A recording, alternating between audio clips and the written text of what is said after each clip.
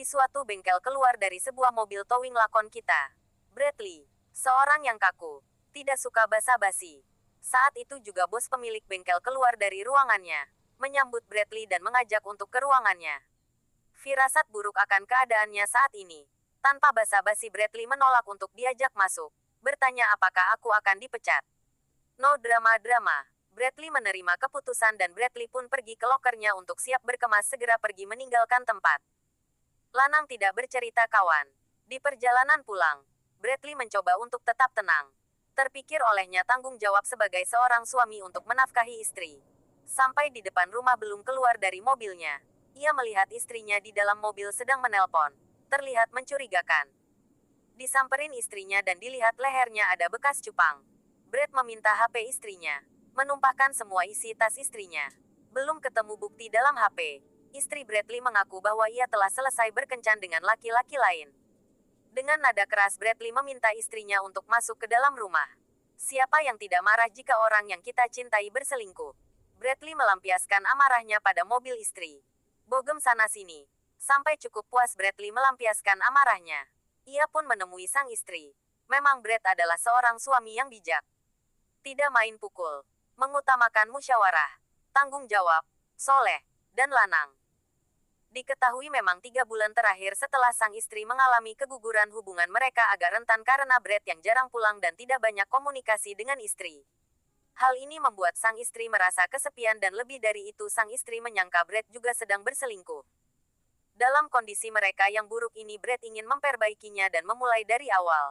Akan memiliki anak, pindah ke tempat yang baru, dan menjadi keluarga yang bahagia. Keadaannya yang saat ini baru dipecat. Brad berencana akan menghubungi Yale. Istrinya menolak hal ini karena ini berarti suaminya akan menjadi pengedar lagi namun Brad meyakinkan hal ini dengan berjanji dia akan berhenti saat cita-citanya sudah terwujud. 8 bulan berlalu, satu persatu impiannya mulai terwujud. Memiliki rumah mewah dan istrinya kini yang sedang mengandung. Saat mereka sedang asyik ngobrol panggilan dari Yale, bos Brad datang. Ia meminta agar Brad segera menemuinya untuk urusan bisnis. Saat mereka sudah bertemu, Yale mengatakan bahwa saat ini ia akan menjalin hubungan bisnis dengan seseorang. Brad diminta untuk melakukan tugas berkaitan dengan ini yaitu mengambil stok dagangan bersama dengan anak buah koleganya. Koleganya pun datang. Alaezar namanya. Bersama dengan anak buahnya, Roman dan Pedro. Dalam pertemuan ini sempat Brad menolak untuk bekerja sama karena dia yang biasa bekerja sendiri dan tidak percaya pada orang yang akan dijadikan partnernya. Namun Yale memberi tawaran kepada Brad akan memberikan cuti selama 3 bulan setelah anaknya lahir. Kesepakatan pun terjalin dan mereka akan beroperasi pada hari besok. Di tempat lokasi Brad meminta untuk meninggalkan pistol sebelum mereka mengambil barang. Roman yang sedari awal memang tidak cocok dengan cara kerja Bradley terlihat kesal namun ada Pedro yang mencoba menengahi mengatakan bahwa Brad yang memimpin saat ini. Brad yang membawa perahu ke titik barang disimpan. Saat sudah sampai, Pedro yang menyelam dan memotong rantai pengait. Barang berhasil didapat dan mereka pun kembali.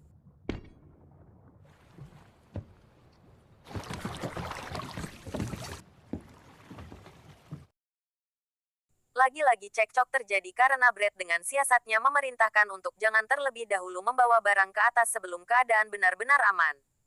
Kali ini Roman menolaknya dan mendahului Brad menuju mobil dengan membawa barang ilegal tersebut.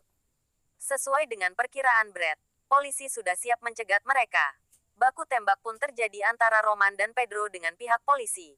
Brad hendak melarikan diri namun hal tersebut diurungkannya. Brad menyusul partnernya. Entah apa yang dipikirkan oleh Brad mungkin karena dalam dirinya menyadari bahwa hal yang telah dilakukannya sebagai pengedar adalah suatu yang salah dan semua ada hukumannya. Bukannya menolong, Brad malah membantu polisi dengan menembaki partnernya.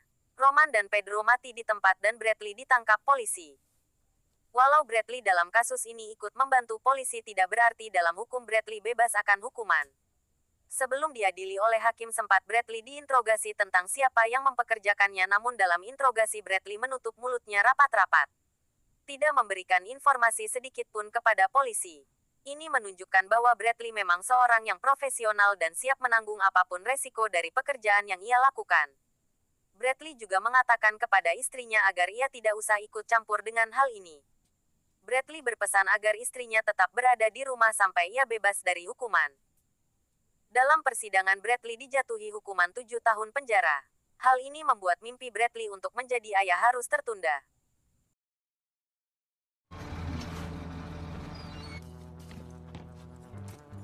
Stop there. Move your clothing. Leave your underwear on. Hari pertama Bradley di penjara dilaluinya dengan kepatuhan. Dengan penuh kesabaran ia patuhi semua peraturan penjara. Sementara itu sang istri yang berada di rumah sendirian mendapati tamu tak diundang.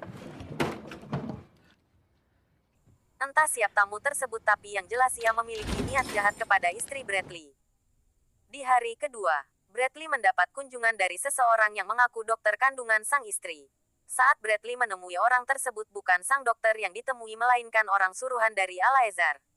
Ia mengatakan bahwa Alaezar menginginkan bayaran atas kerugian yang ia alami karena kelakuan Bradley. Alaezar menginginkan Bradley untuk membunuh seorang tahanan bernama Christopher yang ditahan di penjara Redcliffe. Penjara paling ketat yang berisi tahanan dengan kasus kejahatan yang berat. Jika Bradley menolak dan tidak bisa membunuh orang tersebut, Alaezar mengancam akan menggugurkan bayi yang tengah dikandung istri Bradley. Karena hal ini Bradley mencoba untuk bisa ditahan di Redcliffe dengan cara membuat masalah di penjaranya saat ini. Saat petugas sedang mengawal Bradley menuju sel selepas kunjungan, Bradley menghajar petugas penjara tersebut sampai tangan sang petugas patah dibuatnya. Petugas yang lain segera menghajar Bradley untuk diamankan. Right the floor. Get over in Redleaf. Akhirnya Bradley ditransfer ke penjara yang lebih ketat, yaitu penjara Redcliffe. Di sana Bradley ditempatkan di sel nomor 56. Seperti predikatnya sebagai penjara bagi kriminal berbahaya. Di sini fasilitas penjara dibuat dengan sangat baik untuk menyiksa tahanan. Terlihat sel Bradley sekarang begitu pengap, hanya ada ventilasi kecil untuk masuk cahaya dan sedikit udara segar.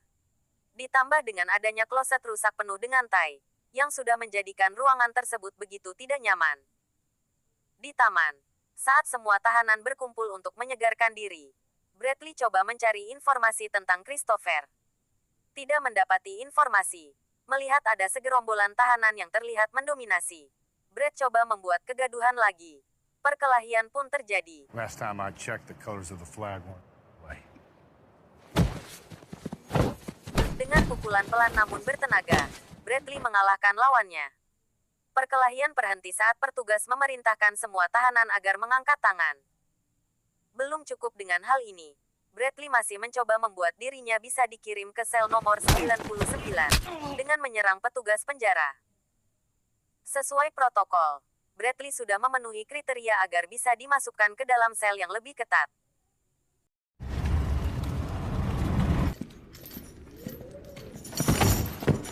Menuju sel 99, kepala Brad dipakaikan penutup dan saat sebelum masuk, Bradley dipakaikan sabuk di mana sabuk tersebut adalah alat penyiksa yang dikendalikan dengan remote.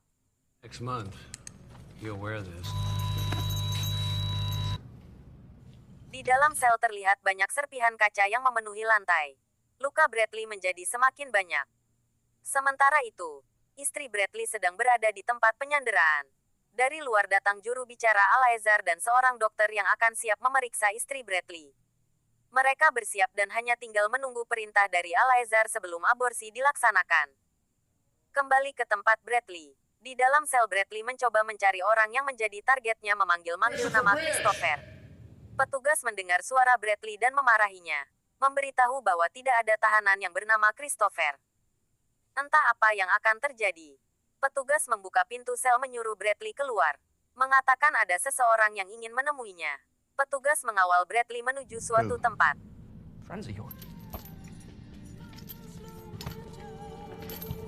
Ternyata, selain menjadi penjara, tempat ini juga ternyata menjadi markas dari Alaezar. Dan memang Christopher tidak pernah ada. Ini hanyalah cerita yang dibuat Alaezar agar Bradley mendatangi tempat ini dan bisa balas dendam dengan menyiksa Bradley. Bradley dihajar, dipukul dengan kursi besi. Dan yang paling membuat kewalahan adalah sabuk setrum yang terus-terusan dimainkan Alaezar. Sampai akhirnya Bradley pingsan dan dibawa kembali ke dalam sel.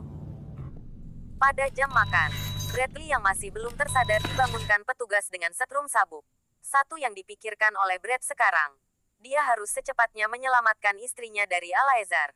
Sambil menyiapkan tenaga dia juga coba mengatasi sabuk setruman. Dia menggunakan alas sepatunya untuk membuat isolator agar setrum dari sabuk itu bisa diminimalisir.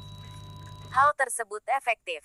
Saat petugas dari luar menekan tombol aktif sabuk, Bradley tidak Should I merasakan make it out to setrumnya. Mister? Si petugas hendak membawa Bradley kepada Alaezar lagi. Ini adalah kesempatan bagi Bradley untuk bertemu Alaezar dan segera menyelamatkan istrinya. Dengan sigap Bradley menghajar petugas penjara dan meminta kunci agar dia bisa melepaskan borgol dan sabuk setrum. On you. Give me the keys. Fuck no.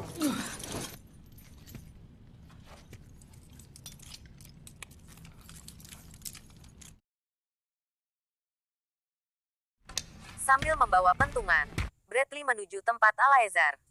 Di tempat Alaezar berada, tanpa basa-basi, Brad melempar pentungan yang ia bawa ke anak buah Alaezar. Tekad yang kuat dan skill bertarung jalanan Bradley menjadi kombinasi yang sempurna. Tidak ada yang bisa menghalangi Bradley saat ini. Bawahan Alaezar yang lain menyerang. Namun sudah bisa dipastikan, mereka yang melawan Bradley saat ini sama saja sedang setor nyawa. Melihat situasi ini, Alaezar dengan segera memanggil bawahannya, mencoba mengancam Bradley, memberikan perintah kepada bawahannya, jika ia tidak memanggil dalam waktu 10 menit. Segera mulai aborsi istri Bradley. Dan jika 1 jam ke depan ia tidak melakukan panggilan maka segera cincang istri Bradley. Ancaman dibalas dengan ancaman. Tidak menuruti Alaezar untuk kembali ke dalam sel, Bradley memukul Alaezar, mematahkan kaki Alaezar dan meminta PIN HP. Bradley menghubungi bawahan Alaezar. Alaezar menolak untuk membatalkan perintahnya. Namun siksaan Bradley tidak main-main. Akhirnya Alaezar menyerah dan berjanji akan melepaskan istri Bradley. Penjahat tetaplah penjahat. Bradley tidak percaya mentah-mentah janji Alaezar, meminta agar istrinya segera diserahkan kepada Yale. Sekarang istri Bradley akan dibebaskan. Segera ia akan diantar kepada Yale. Saat sedang menunggu kabar istri Bradley, ketua sipir penjara datang. Bradley menyuruh ketua sipir agar jangan ikut campur saat ini atau ia akan membunuh petugas penjara. Bradley berjanji setelah kabar dari istrinya datang ia akan menyerahkan diri ke petugas penjara. Istri Bradley kini sudah bersama Yale.